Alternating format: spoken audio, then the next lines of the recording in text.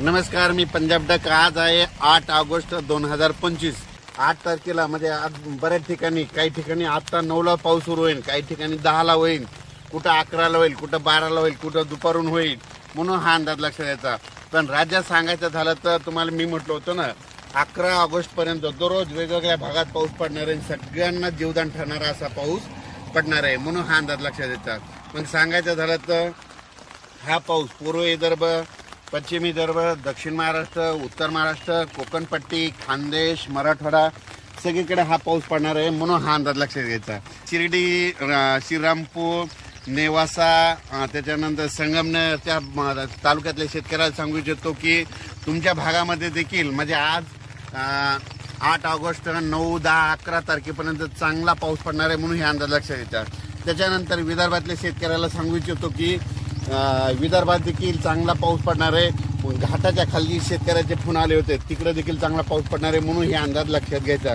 धुळे, नंदुरबार, जळगाव जिल्हा, पुन्हा त्याच्यानंतर कळवण, नाशिक, लासूर या शेतकऱ्याचे फोन आले की आमच्या इकडे पाऊस नाही। चाळीसगावचे शेतकऱ्याचे फोन आले, पारवळ्याचे आले। तुमच्या तिकडे आज बघा, आज दुपारनंतर तुमच्या धुळे जिल्ह्यात, जळगाव जिल्ह्यात, नंदुरबार जिल्ह्यात तिकडे देखील पाऊस पडणार आहे, म्हणून हा अंदाज लक्षात घ्यायचा। त्यानंतर पश्चिम महाराष्ट्रात देखील आज म्हणजे चांगला जोराचा पाऊस सुरू होणार आहे, म्हणून पश्चिम महाराष्ट्रातल्या शेतकऱ्यांनी हा अंदाज लक्षात घ्यायचा। मराठवाड्यातल्या सगळ्याच जिल्ह्यातल्या शेतकऱ्यांनी अंदाज लक्षात घ्यायचा। आजपासून ते 11 तारखेपर्यंत दररोज वेगवेगळ्या गावात पाऊस पडणार आहे, सगळ्यांना जीवदान ठरणार आहे, हे लक्षात घ्यायचं। आता हे झाला 8 तारखेपासून ते 11 ऑगस्ट पर्यंत अंदाज, म्हणजे आज 8 तारखे, 8, 9, 10, 11 4 दिवस दररोज वेगवेगळ्या गावात पाऊस पडणार आहे। सगळ्यांना जिथं पडला नाही तिथं देखील पडणार आहे, त्यांच्या पिकाला जीवदान ठरणारा हा पाऊस असणार आहे। त्याच्यानंतर 12 आणि 13 ऑगस्टला 2 दिवस थोडी विश्रांती घेईन। त्याच्यानंतर राज्यात 14 ऑगस्ट ते 18 ऑगस्ट परत जोरदार मुसळधार पाऊस पडणार आहे।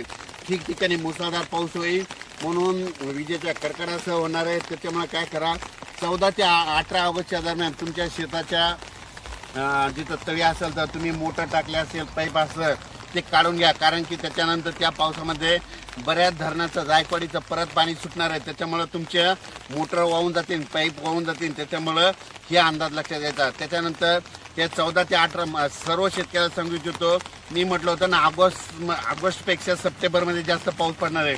म्हणजे ऑगस्टमध्ये मी म्हटलं होतं ना 14 ते 18च्या दरम्यान जवळपास 40-1,000 गावाला पाऊस पडणार, म्हणजे महाराष्ट्रामध्ये 42,000 गाव आहेत, तर 30-32,000 गावाला चांगला जोराचा पाऊस पडणार आहे, म्हणून हे लक्षात यायचं।